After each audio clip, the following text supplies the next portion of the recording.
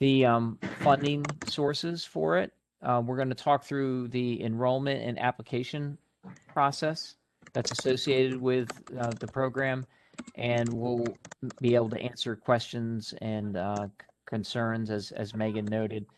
We have about 30 slides in the presentation, so we should have plenty of time for questions as we move along, and a question and answer period at the end.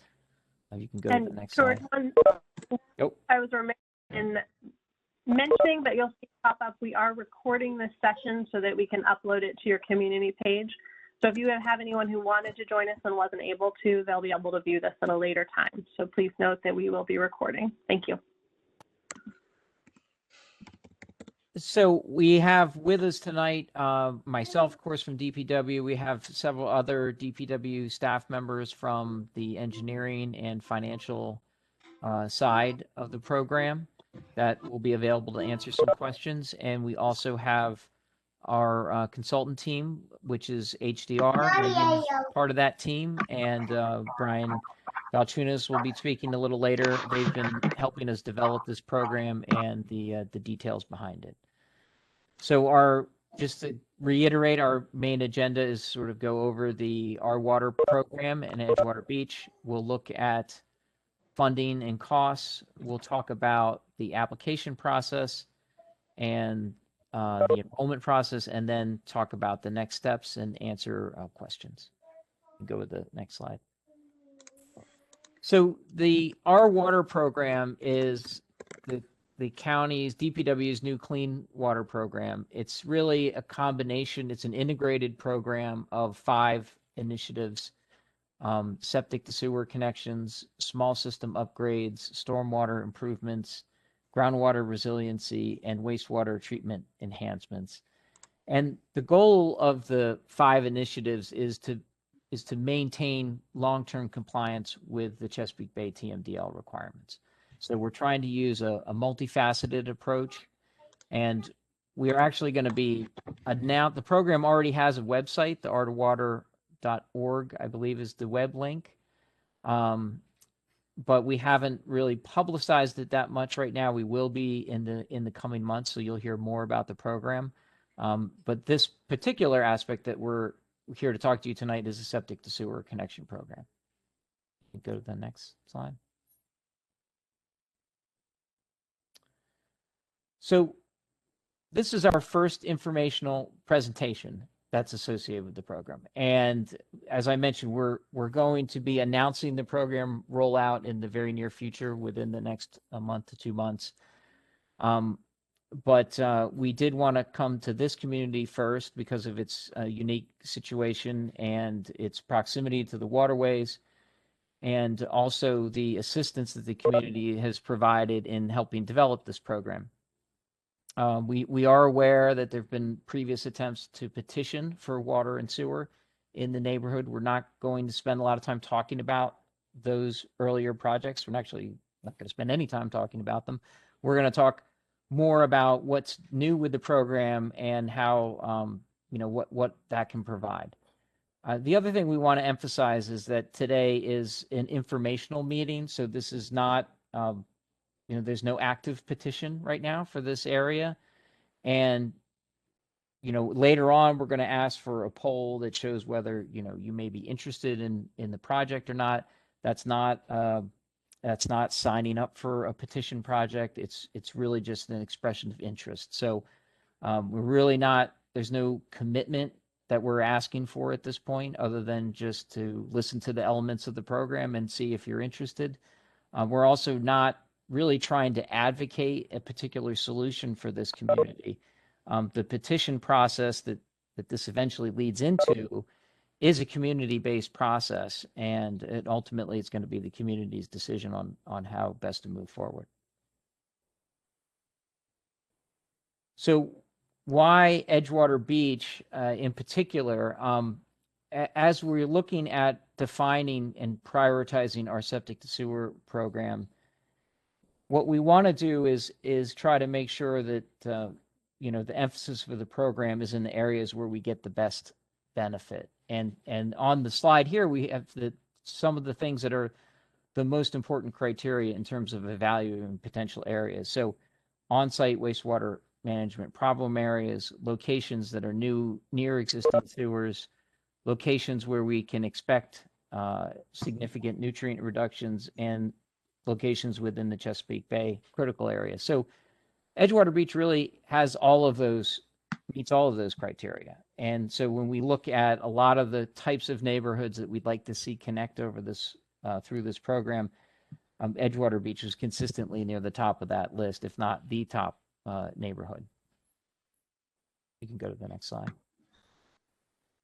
So as some of you may be aware, and we're not going to run through, there's a lot of background between the septic task force, so we won't go through all of that, but several years back, the county started a septic task force. There was some community participation from people in Edgewater Beach. And what we wanted to do with that program was look for ways to encourage more communities to make the septic connections. And that we had a lot of participation from different people in the county. We had participation from the Environmental Policy Director, Matt Johnston, from the County Executive's Office. We had participation from Councilwoman Hare. And that really helped us develop the elements of the program and ultimately the legislation that was put into place to support the program that we're going to talk about tonight. The key parts from the county participation is we're part of the legislation that was sponsored by Councilwoman Hare, is the 25% subsidy that the county can contribute and up to a 50% deferment of the assessment if you're in one of the program areas, which Edgewater Beach is. The last piece was also to enable the county to take a little more proactive role in assisting communities with the process and defining the project area, which is something that was not part of the earlier program. And we are also going to keep trying to develop ways to look for more funding. Okay, there's already funding from the state with Bay Restoration grants, and we're going to be looking at other types of funding sources that might be available, like FEMA or USDA. You can go to the next slide. So in terms of funding the connection cost, it is a costly process. And what we're trying to do with this program is to make it more affordable. What's really new in the program is the county subsidy, which is sort of on the royal blue in this diagram. The BRF fund refers to the state grant contribution, and that can be used to pay off. We'll get into this in a little more detail, but your private side costs, and the homeowner would be contributing a significant percentage, at least half of the total. But what's really new on the program is the contribution of the county subsidy. You could go to the next. Okay, so I'm going to hand it off to. Well, I guess we could probably take a quick pause and I don't know if anyone has any questions about sort of the program or how we developed it. And then the next thing we want to talk about is what some of those cost ranges will look like, what we think they're going to look like for this area. I can say that the program goal, and I think I forgot to mention this, for the septic to sewer program is to connect approximately 200 homes over the next per year over the next 30 years. So what we're really looking for is communities sort of the size of Edgewater Beach and Chestnut Hill,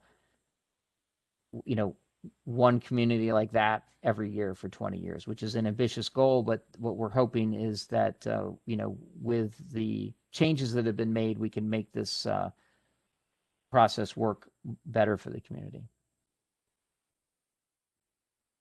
So if we don't, I'm not sure if we have any questions. Megan, does it look like we have any? We do not have any yet. I was adding in the chat that if anyone would like to ask a question, you can press your unmute button, or you can leave a comment in the chat either to everyone or to me, and we can field those for you. So Brian, I guess I'll hand it off to you. Brian Balchunas is with HDR. He's going to run through some of the cost estimates that we've developed for this area. There's some different ranges based on assumptions that that are made, and he's going to run through a lot of that. So I'll hand it off to you, Brian. Thanks, George. Good evening, everybody. Thanks for having us. You know, we certainly would like to have these meetings in person and be able to meet face to face and talk through things. Hopefully, we'll be there soon enough that the next time we have a public meeting with Edgewater Beach, we can do it in person. So, just start with the assessment. The assessment is the part of, you know, how we've built some of these cost estimates with some certain assumptions. First, we'll talk about the state funding. So we're assuming that we're going to get $20,000 per property from the state. And there's two different sources of funds from the State Bay Restoration Fund. One source goes directly to the homeowner and can be used for on-site costs and to pay off certain charges. And then the other part goes to the county to help offset the cost of construction. So for the modeling we're going to show you here, we've assumed $5,000 per property goes to lower the assessment, and then the remaining $15,000 can be used for on-site costs and a connection charge, which we'll talk about here in a minute. There are some income restrictions with the county subsidy.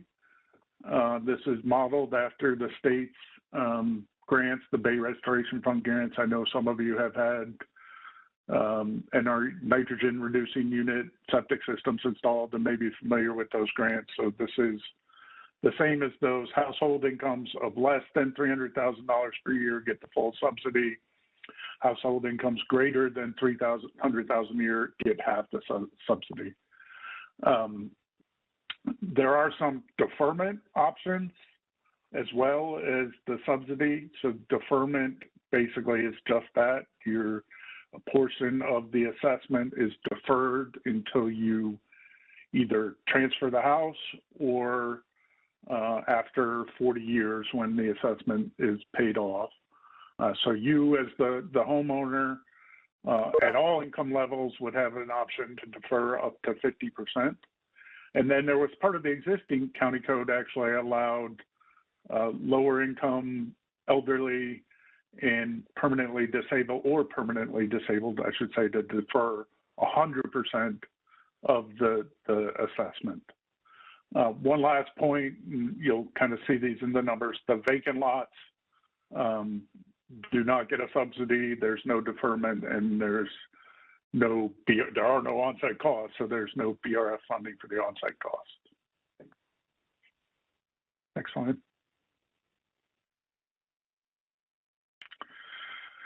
So in talking about what are the costs to connect, there's multiple costs here. The project cost, the dark blue on the pie chart there, is really the cost for the capital project to build the sewer, the pump station, the water, if you go with water in your community. So this is digging up the roads, some pretty deep excavations for sewer installation, putting the sewer pipes in, and building the pump station, building the force main out of the community to the county's existing sewer system. So that's the bulk of the cost and really what goes into the assessment.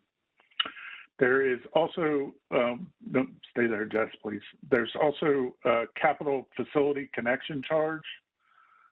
This is really the charge for connecting to all the existing infrastructure that the county has already built. And then finally, there's the on-site cost. And if you look at the graphic over on the left, the on-site costs are those that are on private property. The county will build up to the cleanout, up to and including the cleanout for the sewer system.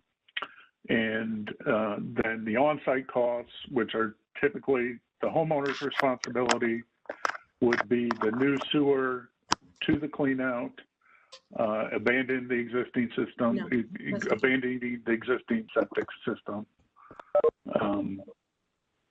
So go to the next slide now, Jess. So we've estimated some of those costs. They can vary greatly depending on several factors. Right now we're carrying a cost of about $6,400 for the sewer system for those on-site costs. They can vary based on the distance from your residence to the public connection point. So if you have long driveways, big yards, big lots, the cost can be higher. The configuration of the septic tank location, you do need to abandon the septic tank, and that's different if it's a metal tank versus a concrete tank. Any repairs that you would want done to your own driveway or landscaping. A couple points. One, again, if we're advocating with the state, and our goal is that we get you the money from the state to cover up to $15,000 of these costs.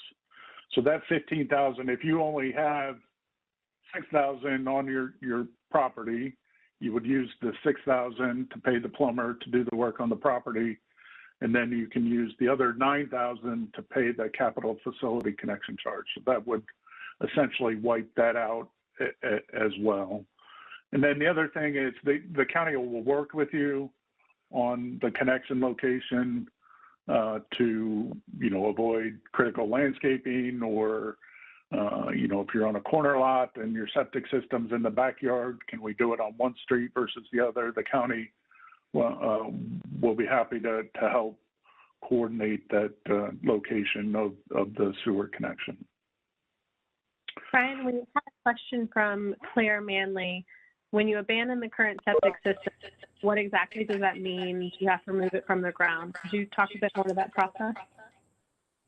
Yeah, good question. The full details are on the health department site, but generally, if it's a concrete septic system, I think you fill it in with fill material, so you don't have to take it out.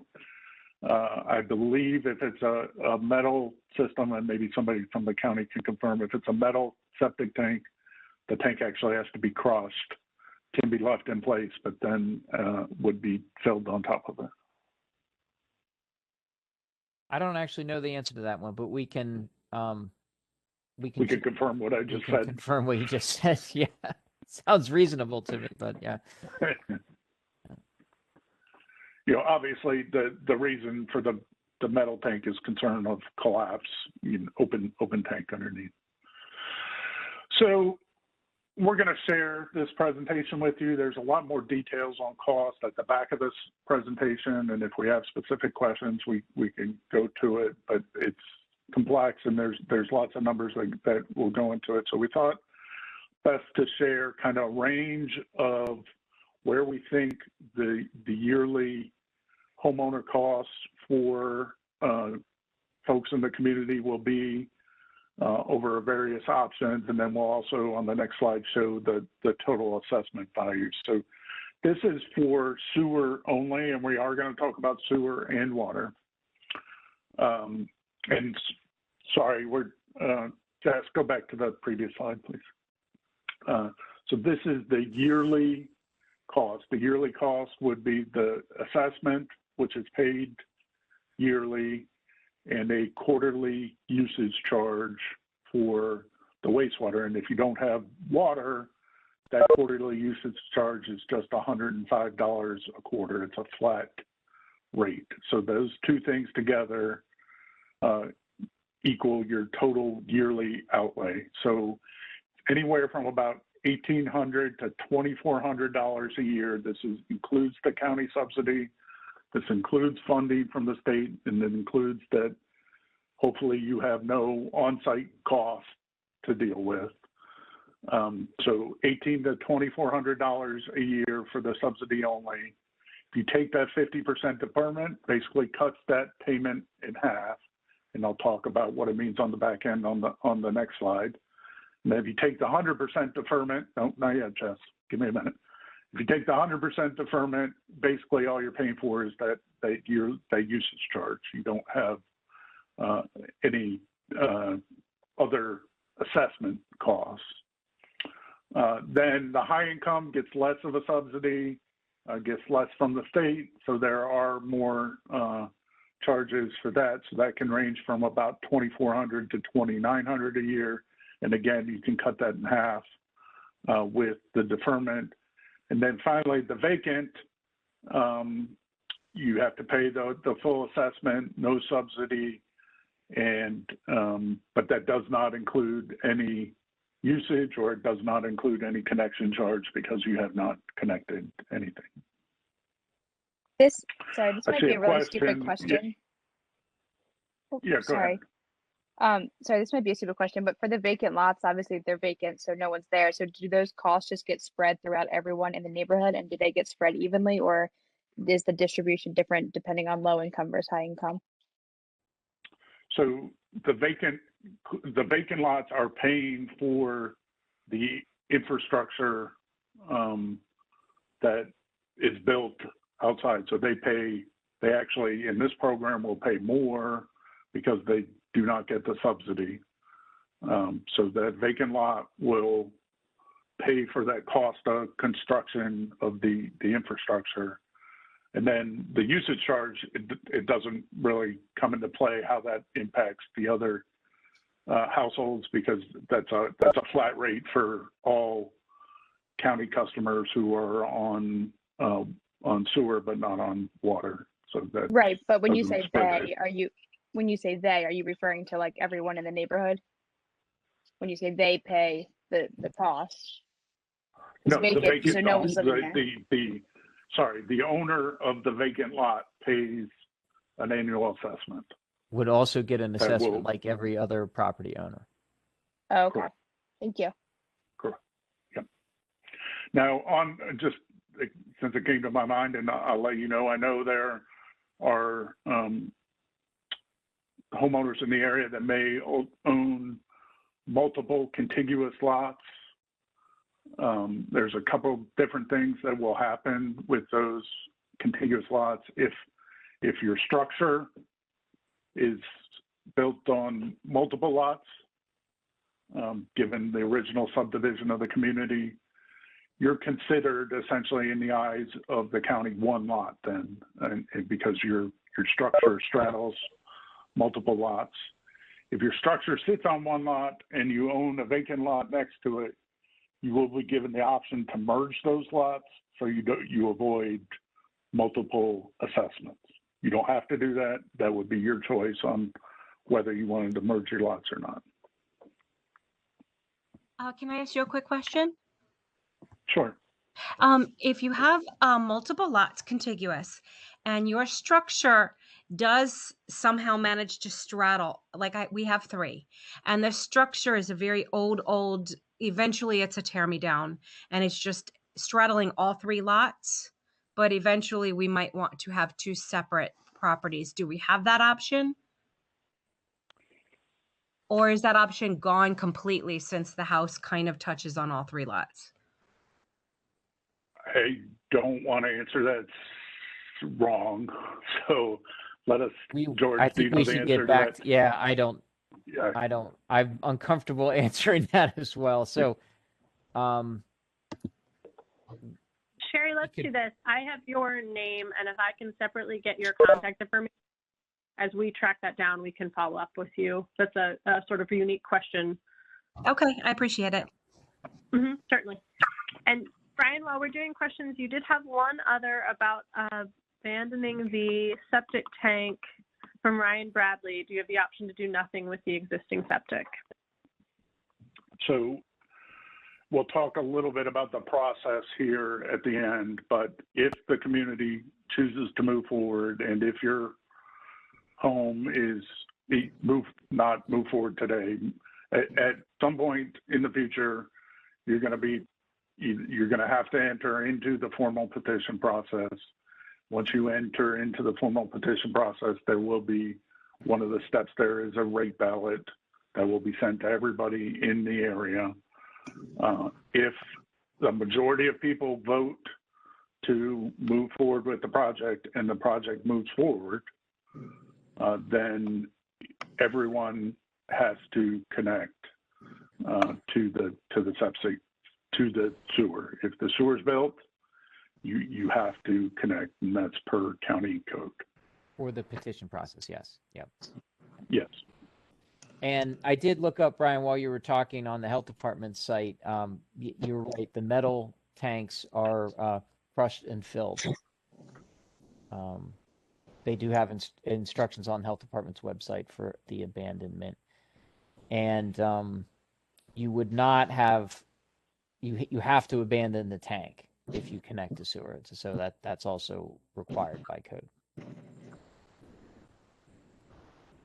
And then lastly, there was a question of the vacant, starts vacant and then is built inhabited, that the current assessment, the vacant assessment would stay. And then when connected, they would be responsible for the capital facility connection charge and the usage charge after that.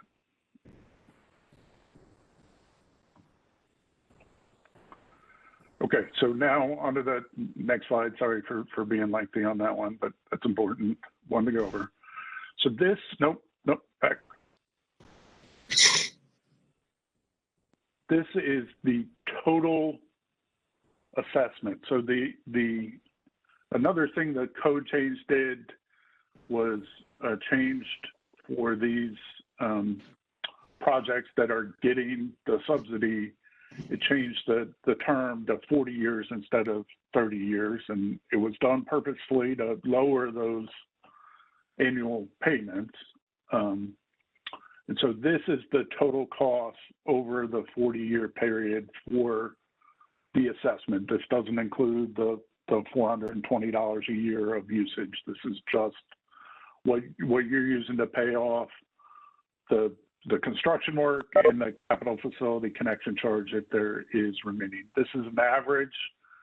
You know, we had this bracketed. It's probably $10,000 either side of this bracket. And I should say, we bracket these because, you know, we haven't designed anything. We don't have construction bids. We're trying to look at it with an eye of, you know, optimism. It may be as low as X, and pessimism, it may be as high as Y. So just to give you some ideas, when you get a rate ballot, at that point there will be a firm number on that rate ballot that you will be voting on.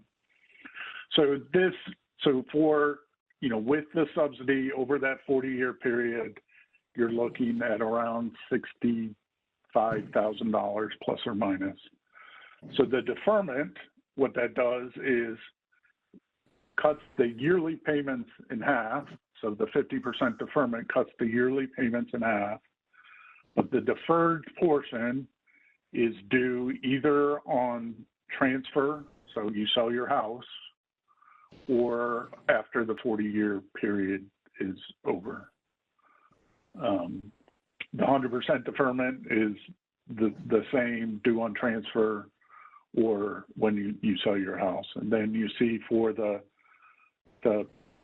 higher income brackets, that's about 90,000 instead of 65. So you can really see what the benefit of both the state funding and the county subsidy. So keep in mind the higher incomes have half the state funding and half the subsidy. And you can see what those benefits really provide.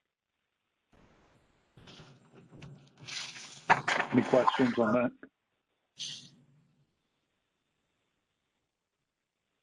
Question. Okay. So Yep. it's $60,000 over 40 years, or whatever it is, 60 something. Then that means, so you would divide the 60,000 by 40 years, and it would be $1,500 a year. Is that how this works? Correct. That would be the assessment piece of it. Yeah. That comes on your tax bill, essentially. Was Okay. that on the previous slide, Brian? It's right. Correct. Okay. Yeah. So The previous slide, the annual cost was. Oh, I see. Okay. Here. So These annual costs, though, just to be clear, also include the $420 usage charge per year. Okay, thank you. I'll make a correction here. The assessment comes as a separate bill. It is not on your tax bill. I knew that, Kim. Thank you for correcting me. You're welcome.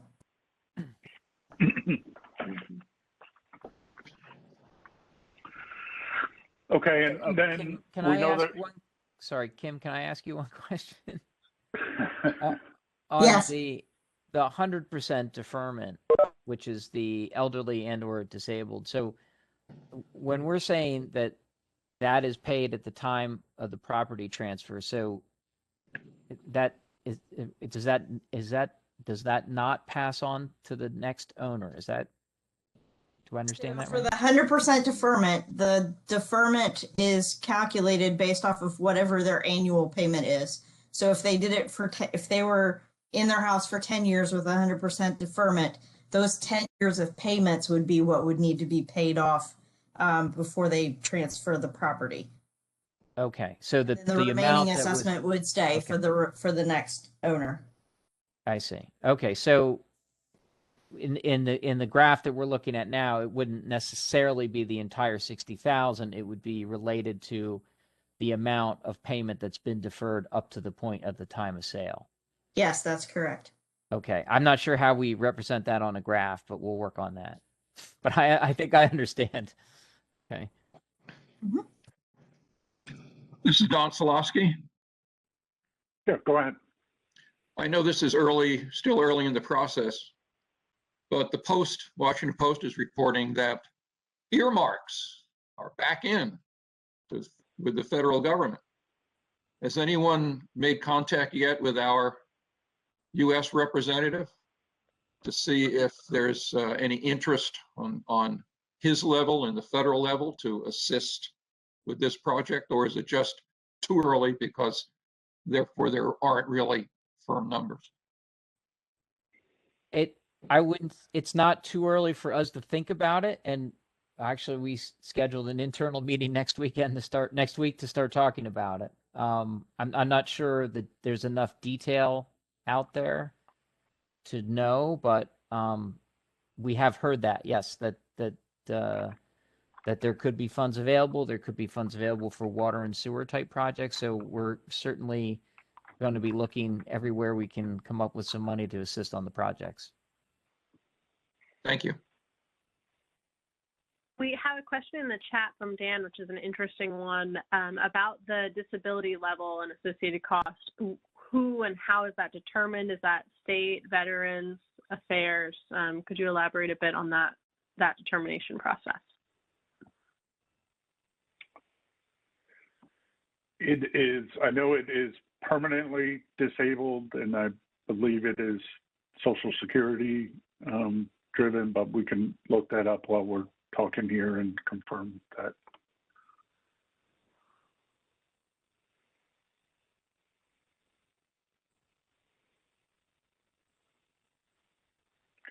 Thank you, Brian. That is all our questions in the chat at the moment.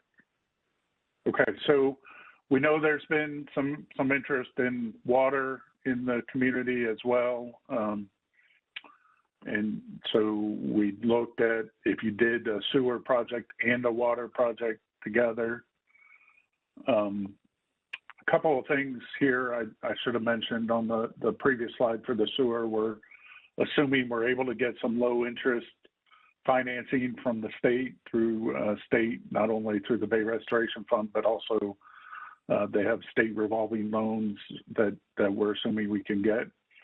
We have also applied for those for water for the community. So we've made specific applications already for both sewer and water in the community.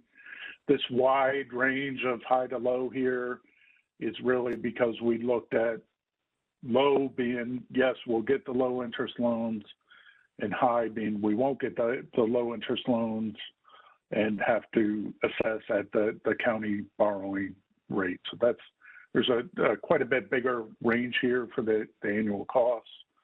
I won't go through each one individually, but you can see where this lands. The main subsidy anywhere from about $3,500 to $5,000. I see a question in the chat. Are there additional usage fees? Yes, there are. So if you get water, you will be metered and you will pay per 1,000 gallons at the county's rate for both water and sewer. So your sewer would go from a flat charge to a metered charge. So you use less, you pay less. The average, I think, George, is for water is $190 a quarter. No, I think I got that wrong. Sorry, hold on one second. Hey Brian, Kim, correct me if these numbers aren't right, but it's $2.83 per 1,000 gallons for water and $4.97 per 1,000 gallons for sewer. That is correct, and the current average for usage is about 14,000 gallons. Correct, which I don't know where I was getting my number from, but the water, that equates to about $230 a year, and that is in these numbers here as well. Is that a year or is that a quarter? Per year. What I can calculate that and get that out. Thanks, Kim. Because there are some fees involved as well. This is Don Solosky. If water is approved by the community, does that go the same way the sewer is? Everyone would have to hook up to water. You would not have the option of, for example, connecting to sewer, but staying with your private well. Correct. Yeah, You would not have that option. If the community were to petition for water service, so that would be really following our standard petition process. So, I mean, just to clarify too, there aren't subsidies and deferments available for a water petition. So the subsidy and deferment is part of the septic connection effort, and so it's specific to the sewer side. If the community were to petition and move forward for water, it would be mandatory connections for everyone in the petition area, as Brian stated. Yeah. Thank you. I want to circle back, Tom. Thank you for looking up the code. The disabled is receiving disability benefits for total and permanent disability under Social Security, U.S. Civil Service, Veterans Admin, or Railroad Retirement Act.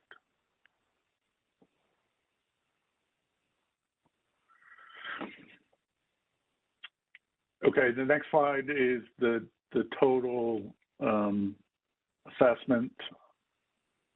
Go ahead, Jess. For this would be, again, sewer and water. And we looked at it as an additive. You know, the same contractor would be able to do the sewer and the water. These numbers, again, I would expect these numbers to come down if we are able to get low interest loans. This is kind of the median between the optimistic low interest loan and the pessimistic high interest loan. So if we're able to get the low interest loans, which we'll know about here in April and May, then we can firm up some of these numbers and show you a tighter range. Okay, next slide. So I think George already touched on some of these of why, we're here and doing this connection program. So, we do think there, ultimately the nitrogen removal is for the Chesapeake Bay TMDL, or the state's program for improving the Chesapeake Bay. But we do think in communities such as Edgewater Beach that there are other benefits. The densely populated small lot with septic systems right near the water are likely contributing other things other than nitrogen to those waterways. And I think you've all seen some in drinking water issues as well. So it's an overall benefit to the community. The process George will talk a little bit more about here in a minute is, again, we're just gauging interest at this point. We will then firm up some of these numbers and find out more about the state financing and really come back to you to see if you want to enter into the petition. And George talked about the 6,000 septic systems. And then the next slide is really just demonstrating the benefit. We think there's about 90% less pollution from a traditional septic system in the critical area. You all are in the critical area than even a well-functioning traditional septic system. And then if you have septic system failures or inability to build a new drain field, those types of things, those are certainly longer-term costs for staying on septic systems. So I think So George will now. Yeah, well, I was just going to say, ahead, I mean, the George. county over the previous 10 years, the county has invested a significant amount of money into all of its wastewater treatment plants, and that's originally what a lot of the lion's share of the BRF funding was going towards, and our plants perform very, very well. So that's we want to sort of take advantage of that excellent performance. I'm sorry, Brian, what were you going to say? I was going to hand it back off to you. Oh, so you got I it. just held off for 30 seconds, right? Okay. So I'm going to step through the enrollment and development process. It's really the application process. You're not necessarily enrolling in anything, but why don't we go to the next slide? So on this slide, we are really at the beginning of step one with this informational meeting. And so I'm going to go over the three components, and then I'm going to talk just a little bit about the steps. So this first three steps is what we're calling the exploratory phase. And in this case, what we want to do is informational meetings with the public. We want communities to submit applications for considerations of subsidies. The DPW team is going to review the submissions, the applications, and rank the communities, and we've developed criteria for that. And then once we've done that and we have some approximate cost estimates we can develop, we're going to go back and talk to the communities with a follow-up meeting. And at that point, we would be moving from step 3 to step 4, which is the community then decides that they want to move forward with the formal petition process.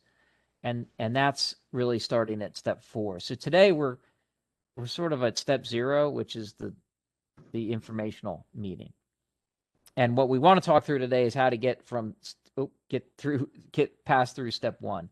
But once you get to the petition process, which is step 4, then there's a subsequent design evaluation where we will spend more effort to refine the costs, and then we will come back with the rate ballot that Brian described. That's really in step 5, which is where the binding commitment is. So once the community approves the rate ballot in step 5, the county will move forward with the final design and the construction and ultimately the community connection. So we just wanted everybody to understand where we are in the process. We're really at the beginning of the beginning in terms of the process. George, a couple clarification. I think you were off on your steps a little bit there. The step 3 is the petition. The petition allows the county to move into really preliminary engineering. What we're doing now is kind of conceptual, but to really try to firm up those numbers and develop that firm number. So when you've entered into the petition, you will have to say, yes, we want the county to proceed with this preliminary engineering. Then once that number is developed, the vote is actually on that number, and that's the commitment point once you've really voted to accept that rate ballot, or the majority has voted to accept. And one other thing to point out on George talked about an application and ranking process. We know from our upfront work that if Edgewater Beach and Chestnut Hills submit an application, they would be our top ranked community.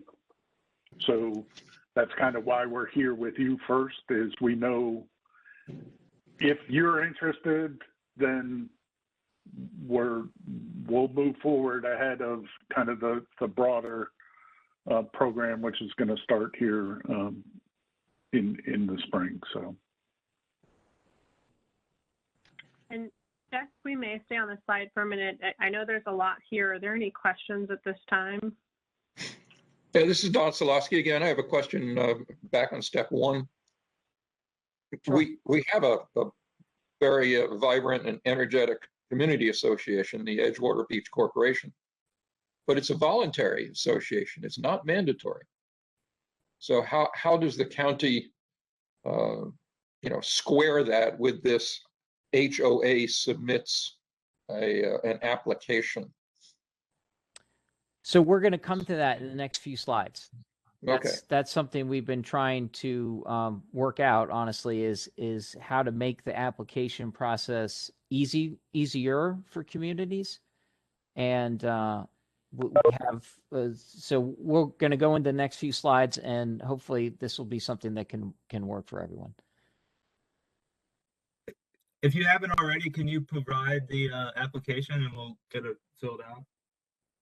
We'll talk about that in the next couple slides. Okay.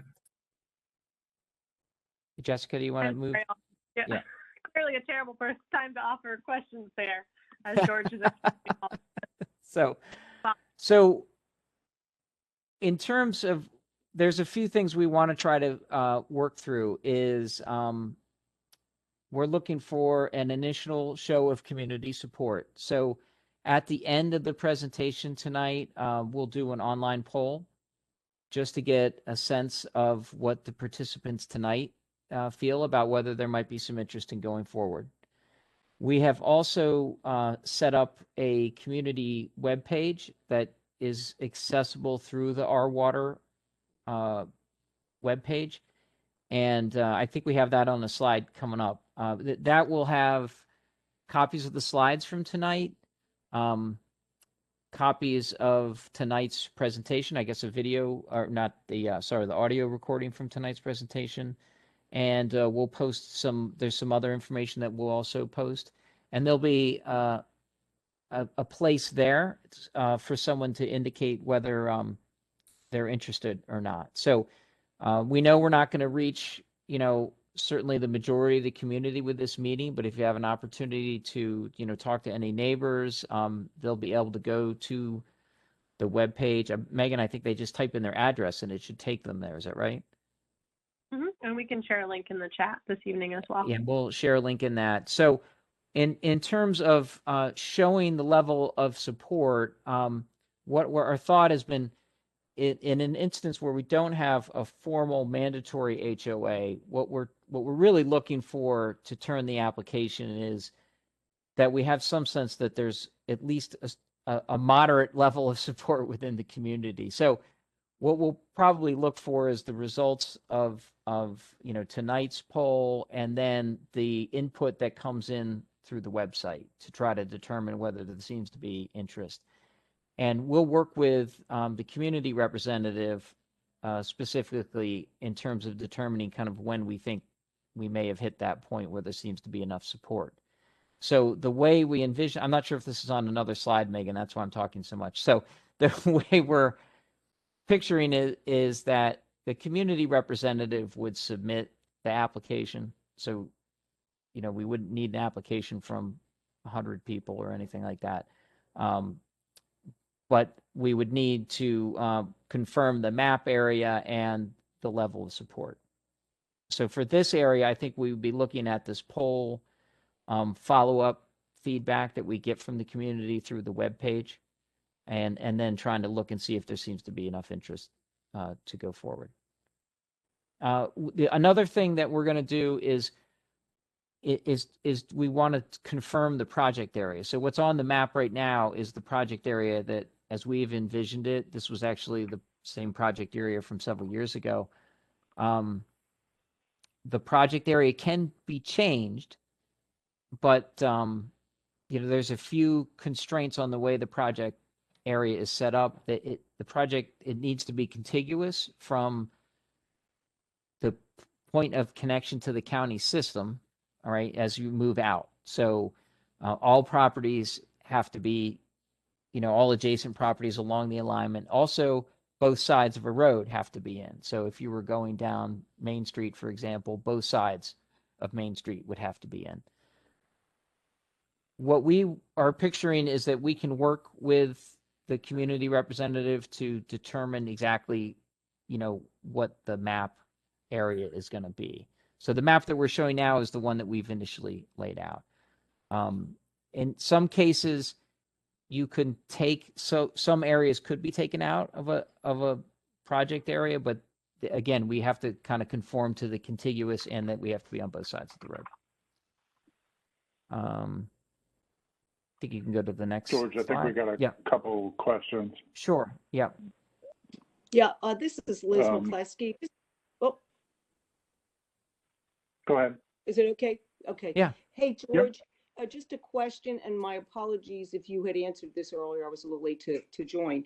But did you say that for the water, would both communities have to have total, not total agreement? I know there's a percentage there, and it would be mandatory for one, if the one organizations, you know, we have Edgewater Beach and Chestnut Hill, if one or group does say, yes, we've got everyone that the right percentage and we're going to move forward, but does it require both Edgewater Beach and Chestnut Hill to get that consensus? So in terms of how we would look at it, would probably be what properties are adjacent to the proposed alignment. So for example, I think the dividing line, if I'm not mistaken, is Main Street between the two areas. So if we were taking a water line or a sewer line down Main Street, we would be requiring both sides of Main Street to be connected. I'm not sure if that answers your question directly. I think it does. If we only took a line down Main Street, then places to the east, to the west of Main Street, say, for example, wouldn't necessarily have to be in there. Does that answer the question? So George, it sounds like you're saying it's really going to go per street, more geographically aligned, as opposed to, you know, our alignment when it comes to which association are you in. Is that true?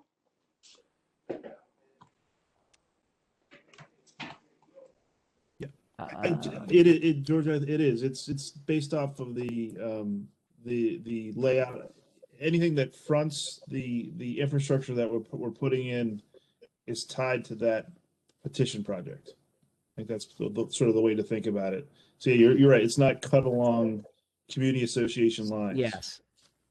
Yes. And the other point, it would be hard for, virtually impossible, I think, for Edgewater Beach to petition without Chestnut Hill, because the lines would have to front the Chestnut Hill community to get to Edgewater Beach. So those would have to be part of the area as well.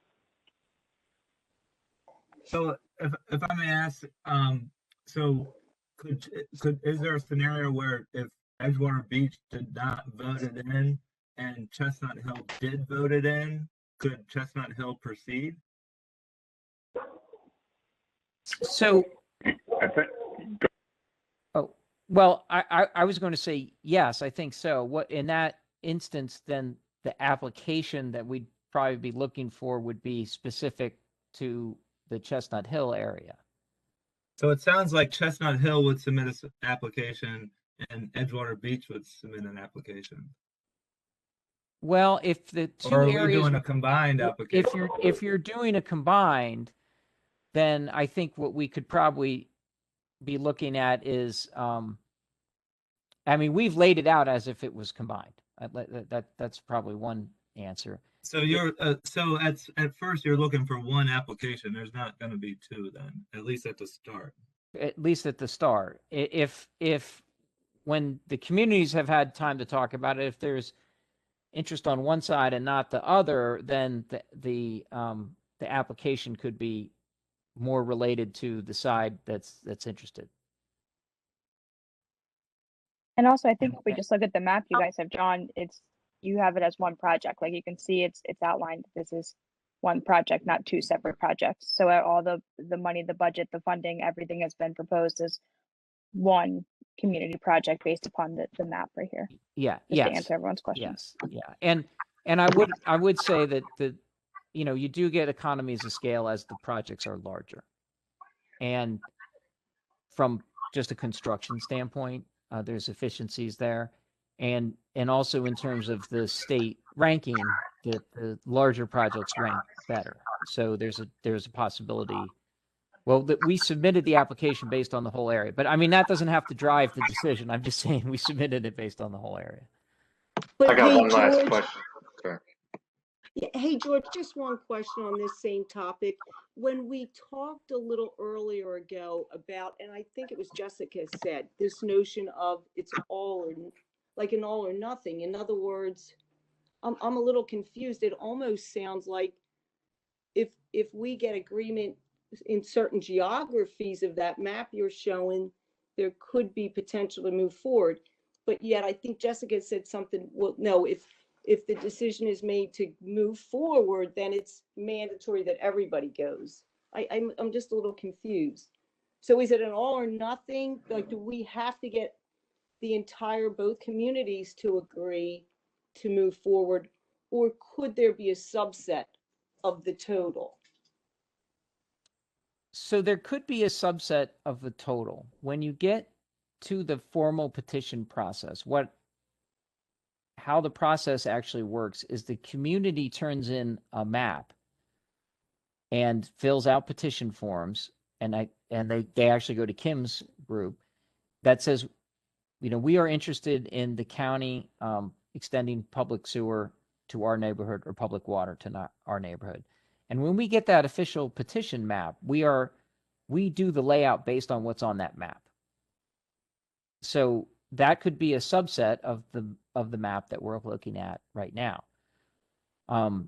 When we were looking at this area more generally, in terms of a sewer system layout, this is a layout that makes a lot of sense from an engineering standpoint. It collects pretty much everything in that area and brings it down to a central point and pumps it out. However, it could be a subset of that. And now, but once you're in the petition, let's say this area is the actual petition is a third of this area. Everybody that is in that petition, if it goes forward, has to hook up at that point. So after the rate ballot. After the rate ballot, petition, that's right. After the rate ballot. After the rate ballot, exactly. The petition tells the county to move forward with preliminary engineering and development of the rate ballot. Everybody in the petition area will be sent the rate ballot. And if the rate ballot is approved by a majority of the folks in that petition area, then the project would move forward. And that's that's for the official petition process. Can you go back to the slides with the different steps? So that's really step 4. Well, step 3, 4, and 5 is the formal petition process. Correct. So at this point where we are at the beginning of step 1, what we're showing on, okay, sorry, Jessica, you go back to the map now. So we're showing this area, which is the layout of the whole area that makes sense from an engineering standpoint to collect it all. But it doesn't have to be. Does the application area line mean anything? Sorry. The green line is the sewer, so the gravity sewer. You can see in this, and this is a good point to make too, in the layout, the little red diamond is the pump station. So everything's collecting by gravity to that little red diamond. And then the red line is the force main out of the community to the existing sewer system. So if, for example, Chestnut Hill was interested in sewer and Edgewater Beach was not, we'd have to re-look at the layout and say, okay, can that pump station go on the Chestnut Hill community property instead of the Edgewater Beach community property, and rethink through some of those things. I don't think it's, from an engineering standpoint, I don't think it's an obstacle that couldn't be overcome, but that's the kind of stuff we would have to look at. Yeah, and just to reiterate, Brian, the cost that we're showing you is for the sewer, for our estimate for everything. So like George was saying, there's efficiencies of scale. If you were just to do Chestnut Hill with a sewer system, you might not get the same costs. Right. Nor may it qualify as high in the state ranking, potentially. Yeah, but if ultimately the application, let's say, is just for the Chestnut Hill area, we would rank that application. We would update our cost for that area, for that application area, and then we would still have a follow-up informational meeting, to give you that new information. So the application process is really how we want to we want to inform the community how the program works, and then hopefully there's some interest in submitting an application, and then we'll do some more analysis, and then we'll come back and provide more information and some costs, so that there could be a decision amongst the community about whether to file a petition or not. I think so the process that we're running through with your community tonight is what we anticipate, starting to do a lot more of, say, in April and May, when we start announcing the program a little bit more. So all these questions are great because we need to hear all of them. There were a couple more, George. Yep. Dan asked if we are your highest priority because there must be biggest county benefit for the buck. Could there be more bucks to us by a lower priority versus a lower priority community? I don't know if somebody from the county wants to answer that one, or you want me to give it a shot. I think this is Chris Murphy. I'm the engineer administrator for DPW. The county, knows that it's important to hook up these neighborhoods, and that's kind of why we have the subsidy that's available there and the deferment. There's not anything additional that we can provide to Edgewater Beach. Kind of what the county has provided is the most that's been approved. There are other areas, like we said earlier, that Edgewater Beach and Chestnut Hill seem to hit the highest rankings for what we need. But there are other areas. I think we have 20,000 septics in the county that we could possibly connect up to sewer. So I asked the question. So if we're your highest priority, then if we're your Ferrari and somebody else is the Yugo, but we're all being treated equal in subsidy, correct? So I think the difference is, what I was trying to say earlier is, if you had applied as the Ferrari with the Yugo, the county would be coming to you with the subsidy and not going to the Yugo with the subsidy. If all they get is the Yugo, then they might go to the Yugo and say you get a subsidy. But because there's limited funds for dealing with this, and we're trying to do 200 a year, that's what the ranking process is which community actually gets the subsidy. So not everybody every year will get the subsidy. Does that make sense? Yeah, your return on investment is basically equal is equal regardless of who submits. And this is Kim Clooney. We're also limited by code. Code allows us to provide a subsidy up to 25% of the per project property cost. So we can't go above that limit for an individual subsidy. That's a code that can be changed based upon return on investment by the taxpayers' dollars. Well, that would require, yeah, county council to approve that code. And the current code was what was just recently passed to allow us to offer a subsidy. Thank you. Mm-hmm. There's a couple more questions. Just going in order. Once a community completes step 5, how long do you estimate it would be before the project is complete? So if you could go back, Jess, to the timeline slide one up. So the step 5 is actually the design and construction. So that is about 2.5 years from it. It's probably, you know, it can vary, but that doesn't mean you have construction ongoing for 2.5 years. There's a period of design, there's confirmation of pricing and all of those things, but we're estimating about 2.5 years once you've voted to proceed. So, so does that mean that in step 5, that would get the plumbing, the sewer, and potentially the water to the individual houses? Or does that just mean that you get it into the community and then there's, say, another year for the plumbing to happen at the individual houses? Yeah, the code requirement is that once the county finishes their construction, you have 9 months to connect. The work on your own property should not take more than, I don't want to quote, I'd have to get with the plumber, but it would not take a significant amount of time.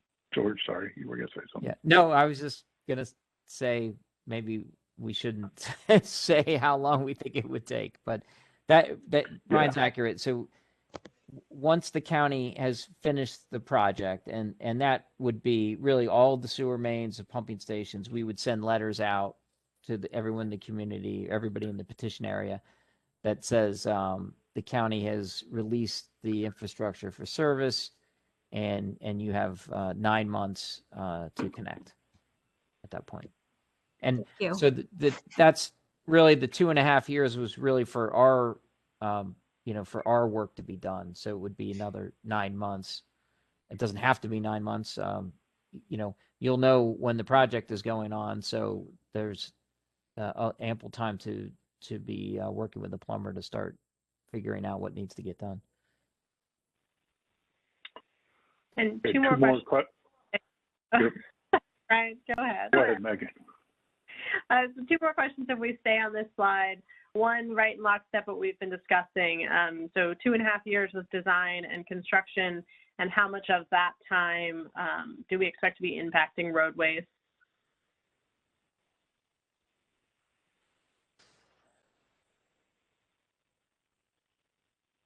George, you want me to take that one? Yeah, why don't you answer first while I think about it? We would anticipate the project itself would, from a construction standpoint, may take a year or so, but that's not necessarily how long the roads are going to be disrupted.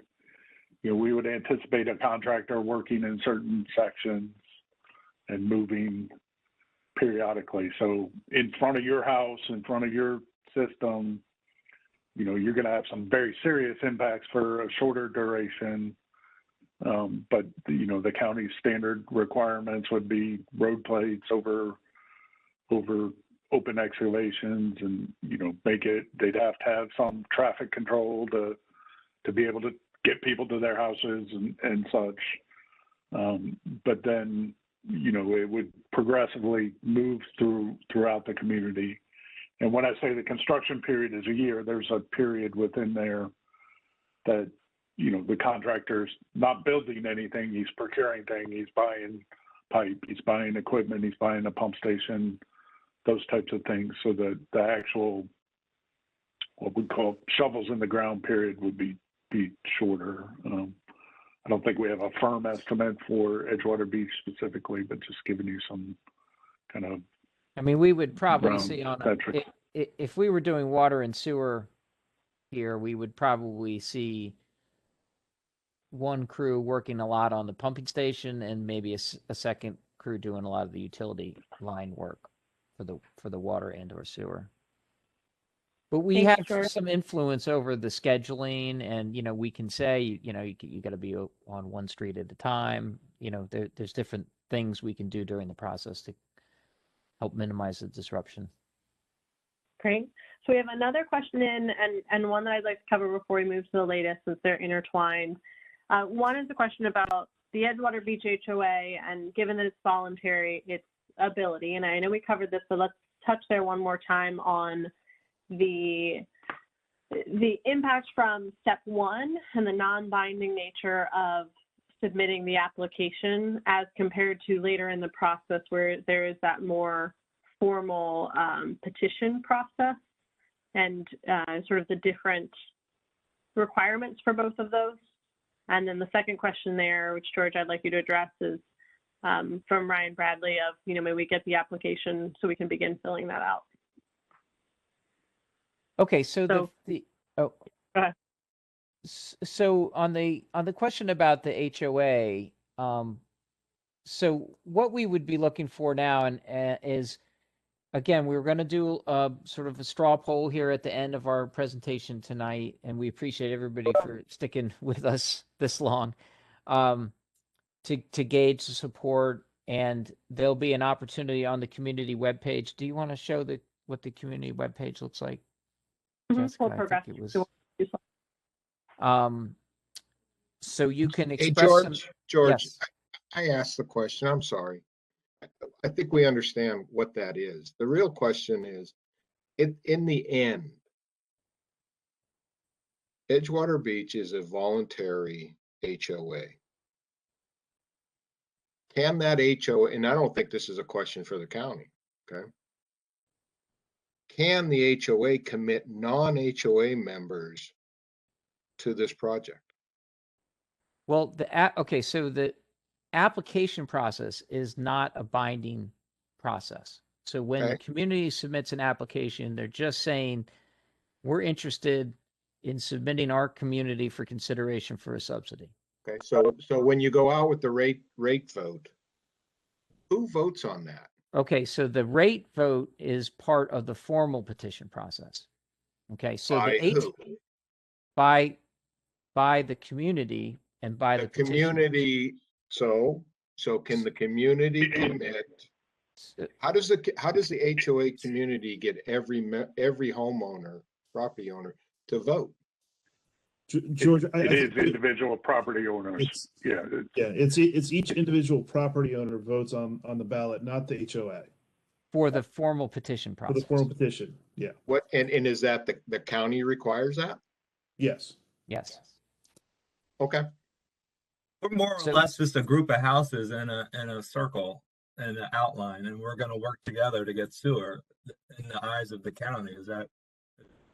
Well, we're not working very much together. We got 29 people, and there's a whole lot more than 29 properties. So on the formal petition process, and Kim, you can correct me if I get off track, is that on that, each of the petition form, there's a community representative. It doesn't have to be the HOA person.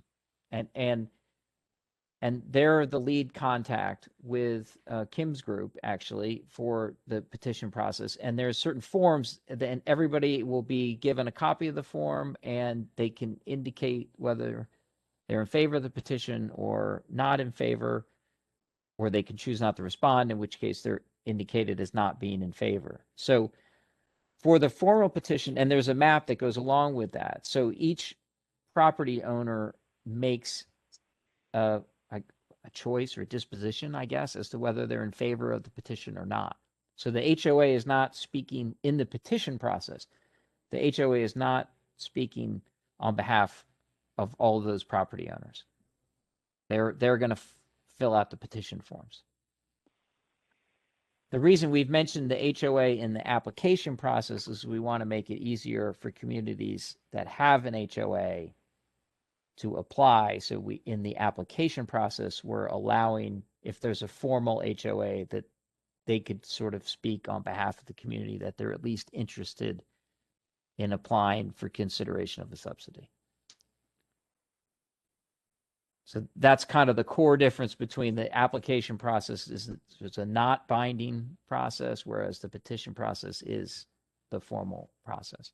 Hey, George, and in what you're saying, that's a process that the county owns and they conduct with each property owner. Is that a true statement? The petition process? Petition process, yeah, because it sounds like it's a process where each property owner has to make a decision, yes or no. Is that process conducted by the county? So the initial petition is, that process is handled by your community. It can be through your HOA, or it can be just a group of people in your community that are submitting the petition. Once that petition is submitted with the defined area that the community defines, then when we go to do the assessment rate ballot, we would send that ballot to everyone in that community. That was rate ballot area. The rate ballot process is handled by the county. Correct. Yes. Okay, thank you. And I'll point out that in our case, neither of the community associations own this. We are a group of people putting together the petition, but this is not a project of either the Edgewater Beach Incorporated or Chestnut Hill. This is just us individually putting this together.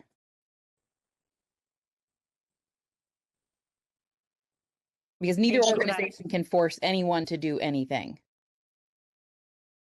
Yeah, we're just simply a group of houses working together to get public sewer. That's it. There's nothing to do with a HOA.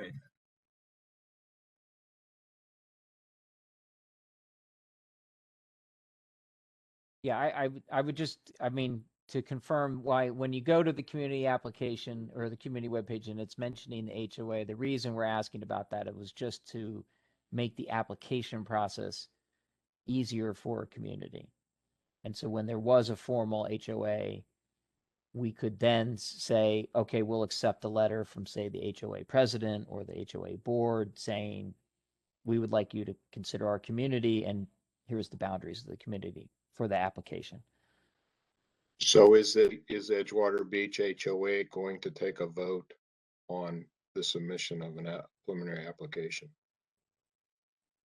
No, because we're not an HOA and we are completely the board itself is agnostic in this. Yep. I have been dealing, sort of spearheading this only so that the community has the information to make their own informed decision. Thank you. So, from that standpoint, I think what would work well would be, we'll take the results of the poll and then encourage other people in the community to take a look at the community webpage we set up and just express their interest one way or the other, so that we can contact Ellen and Brian a little later and say, okay, here's what we're seeing. It's 70% for or 70% against, and we can, communicate with them, which, where the feeling seems to be.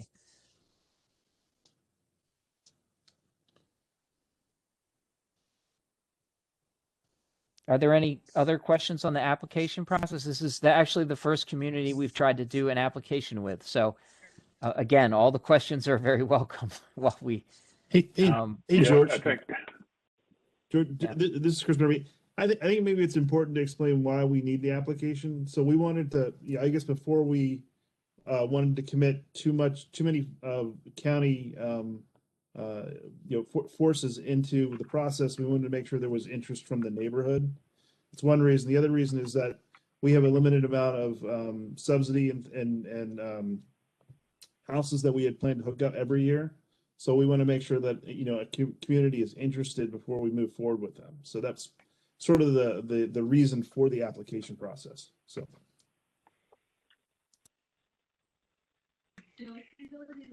I have a question.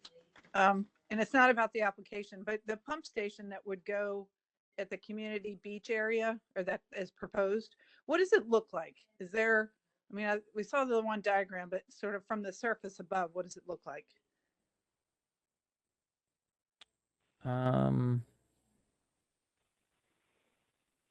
You know, what may be best for that is, well, very generally, it's usually a single story brick structure.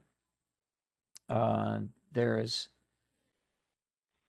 fencing on the outside, but there's some flexibility in the way we approach the landscaping and the aesthetics of the site. There'll be typically a generator outside, and electrical panels that would be probably not visible because they should be behind the fence line, but in with that. So there's be a wet well and a small building, and then control panels and a generator. We could probably, what we ought to do is maybe we can see if we can find a picture of something that might be represented that we could put up on the community webpage. This is Don Solosky.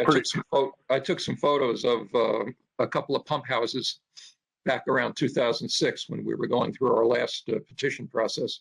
I'd be happy to send those to you.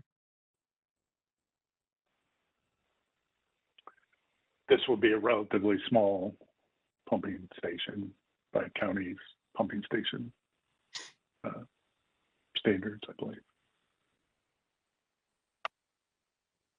Yeah, I think we should probably figure out I don't know what the size is offhand, but we can probably get you some pictures of one that's probably typical for the size. So I know we're coming up on the hour, and we did commit to an 8 o'clock close. George, would it make sense to step ahead to the poll, and then our project team and obviously county team can be available for any additional questions? I think that makes sense so we don't run overtime. So maybe we'll do the poll, and then as Megan said, we can stay on for additional questions. We certainly don't, we appreciate everybody's time. So if you need to get going, we understand that, of course. Great, perfect. So give us just a second here to get it started. While we are pulling that up, we have the question: would the pump house be at the Little Beach area? So location of pump house.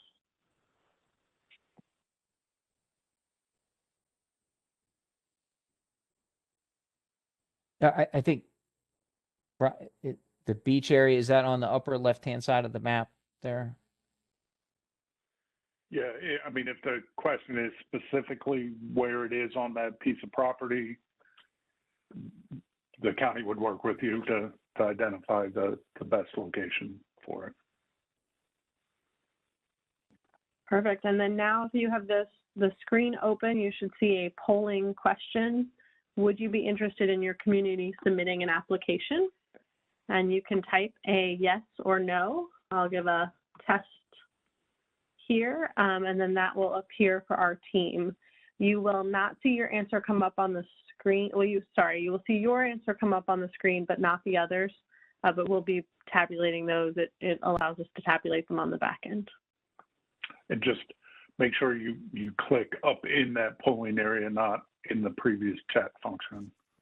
In that polling area, if you click up in there, you'll see a cursor. Oh, I see. Okay. Yep. I'm not filling it out. I'm just. George, you don't get to vote. Now, are these responses going to be combined with something on the website for the people who aren't here to respond to? Obviously, this is a very small sample. Right. Absolutely. So Ellen, our plan is to post the results we hear tonight, and to date we have 11 of 35, so keep posting. And so we wanted to show this inclusive and then have an open area for others to support or not support. They're built into the community page. And we just want to reiterate, this is a non-binding vote. This is just to find out if you're interested. Yeah, Poll is probably even better than vote. Yeah. Yeah.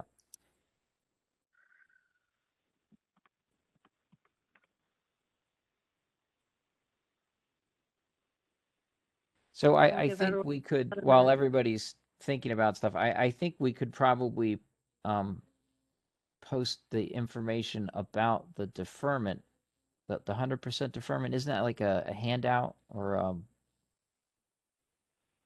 I know we had some questions about that. We might be able to post some information about that as well. Sure.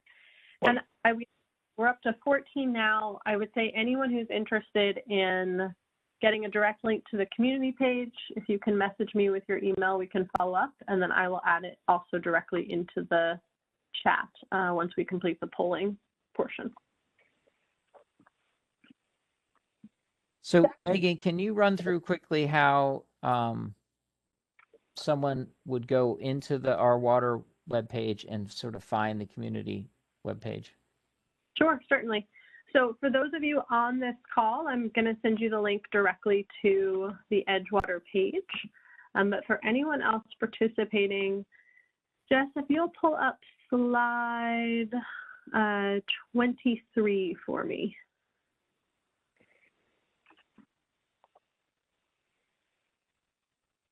Perfect. Oh, there we go. So it's always fun when Jess's computer plays with her. On the left side here, you'll see this is our general septic to sewer information page. As our first community, Edgewater Beach is the first with a community page that's built off of this. But if you put in your address there at the top, it'll tell you that you are eligible, that you're sitting in Edgewater, and there will be a link to your community page. You can then click that, and it'll take you to this page to the right, which as of this week will include the presentation for the recorded presentation of this evening's meeting. It currently includes the presentation that we clicked through, and also just a general infographic brochure on the program. And so all of those meant as resources. If you'd like to share this with your neighbors, talk about the program, we wanted you to have all those resources in one place. And then Ellen, I think to your question, that comment or questions to the right, that allows you to put in your name, and in addition to the poll results, let us know if you're interested or not in moving forward, and that will give us a sense of who else who was unable to attend the meeting expressed. And Megan, we did before tonight, we got some questions as well from Mr. Sal. I apologize for not having Sal's last name. We can post those and the responses to those as well. Yes, I think that's a good idea. Yep. And the link to your community page is now in the chat, as well as the general information page, the septic to sewer page. So I do see there's a question in the box about the road and whether we would be resurfacing the whole road. So that is something, if we went from, that is something we would take a closer look at as we refine the cost before a follow-up meeting. We're going to be coordinating with our pavement management group, and in most cases we would patch the road. We would patch and then pave over about a 5 to 7 foot area depending on the trench width.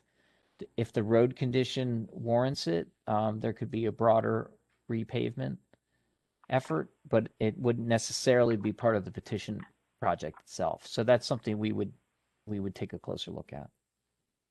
Mm-hmm. And I would say, as you're looking at these pages, Gina, I saw your comment about liking more information. Let us know as you go through these. We have a contact us there that comes directly to the project Hey, team. Jessica, are you still taking questions? Yes, we are still taking questions. I'll open it back up. Maybe we lost.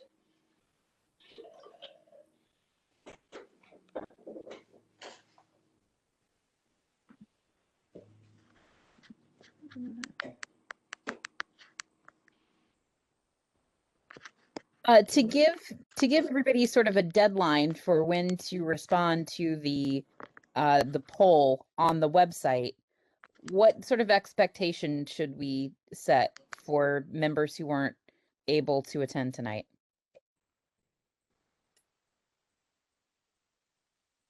George, would you like to talk to timing there on additional feedback on the website? I'm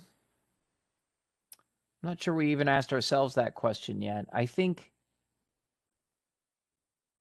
within a few weeks would be helpful, because if the whole community was not going to submit, the two communities together, then we would want time for whatever subset to be able to submit an application as well. And so the application process, when we'll start announcing it, which will probably be April, May timeframe, and that application window will be open for several months. So it's not going to be like this a 1 month application window.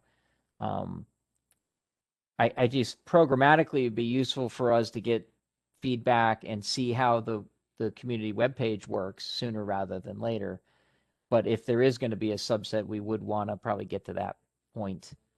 But I'm almost a little hesitant to say it's got to be 3 weeks or 4 weeks. I think we just want to see that we have some interactions and that we're getting some feedback. It's a large community. I know we've only been able to reach a small part of the community tonight. So we want to have as much information disseminated as we can. I'm not sure if that answers your question. Well, it doesn't, because how many responses will you consider to be statistically significant? So we've talked around that maybe a number around 25 to 30% might be sufficient to support an application. And I would say, for reference, I have the poll results from our discussion this evening. We have of those that responded, and yes, we are missing maybe a fifth. We have all yeses and one, need additional subsidy funds that can be provided, would reconsider at that time. So from the group here, we have generally large support, and I think, George, not to. But I think, if we start seeing additional support like that on the site, that's taken into consideration. Yeah, I think what we're looking for is that and we've talked about this, internally a bit, is the participants are probably inherently a little skewed in favor of the idea, because if you're not, you're probably not going to go to the meeting. So we want to try to capture more than just the opinion at the time of the meeting. Sure. Well, there's also the consideration that there are a number of community members who are not online, who, don't have access. How will you be reaching out and providing this information to them so that they can be educated as well? Yep, that's a great point, Ellen. One of the things that we looked at too is materials that are printable, like that infographic brochure that can be shared and printed and available to members of the community. If there's anyone in particular you have in mind too that we should be dedicating some attention to in an offline format, please let me know and we can be responsive there.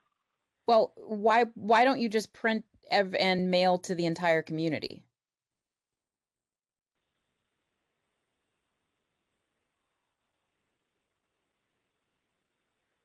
That is certainly an option. I'm looking at George and realizing he can't see me because my camera. I'm just taking some notes. I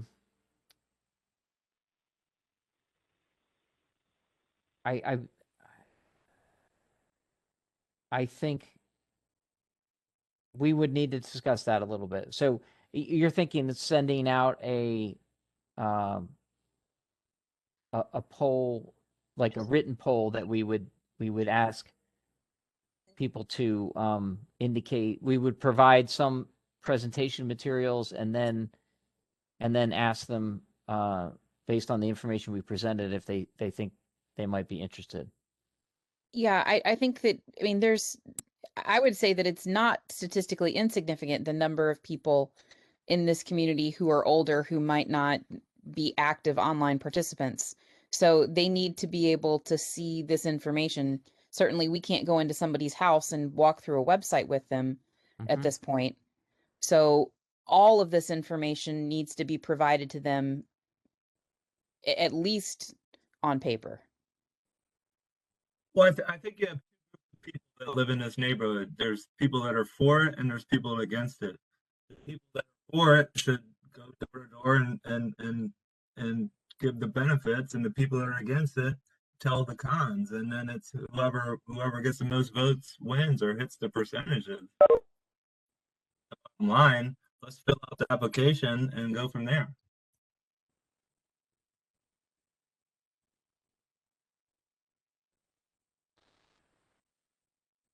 Roughly what number of people you think we should be trying to mail? But just the entire 140 households. The whole 140 households. Okay.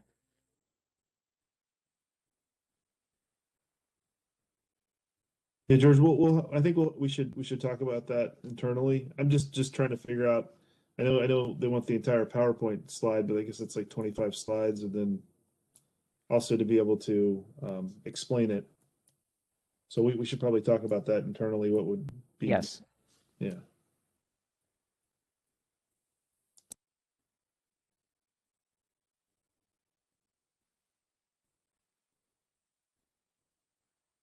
Okay, I know we are at about 10 after the hour. Again, the project team can stay on just a bit longer and be responsive to questions, but do want to be respectful of everyone's time and the time you've given us this evening. I would reiterate, please visit the website, visit the community page, give us your comments, your questions. It's what we're here to answer, and look forward to continued communication. Megan, when will this be ahead. posted, the actual meeting? When will the meeting be posted for folks to view? The presentation's on now. I'm hoping to grab the recording and have it up by the end of the week. So that'll be my goal. A quick question for residents that live on property lines that border to. If communities decide not to go for, moving forward with sewer and water, is there an opportunity or a petitioning process for individual property owners to petition to potentially hook into the sewer? And into water too, for that matter.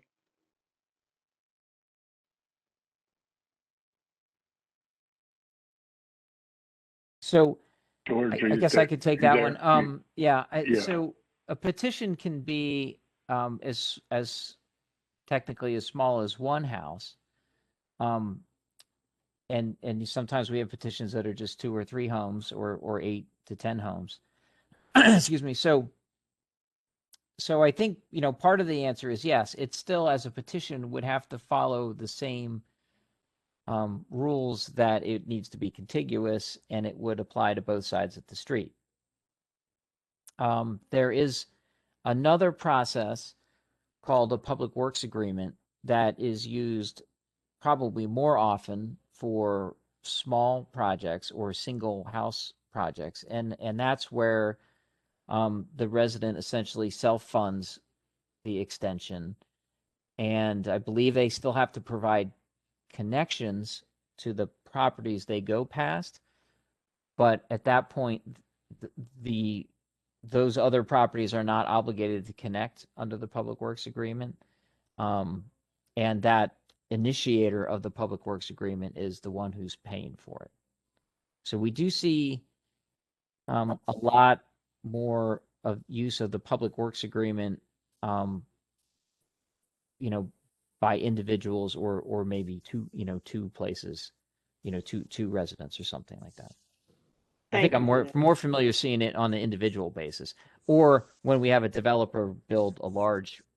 Right, it was it's also used for when a developer is building the whole area and they're building some of the public infrastructure associated with that.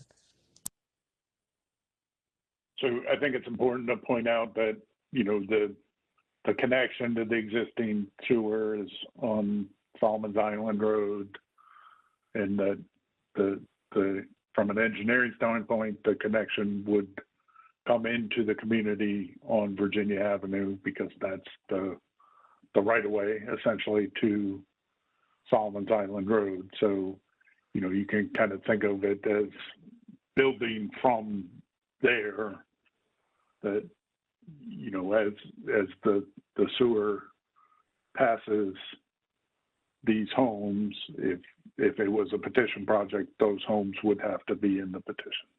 Right.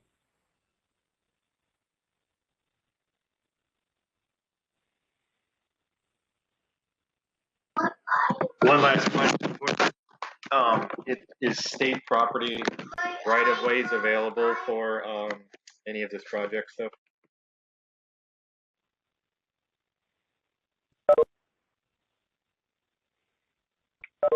Well, I think the think connections they're up all- along Route 2 would be in the state right away. Brian, what were you Right. going to say? I was just going to say, I think all the roads are county right away Yeah. within the community. Within the And, community, yeah. and all the construction other than the pumping station would be within those community or the county right away. Thank you.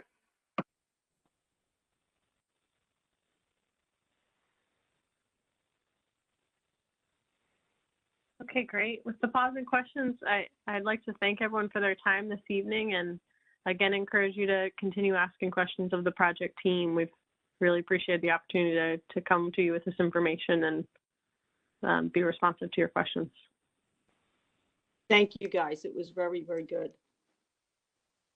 Well, Thank thanks you. everyone. We appreciate your staying with us and your participation and on all the great questions. Thank you.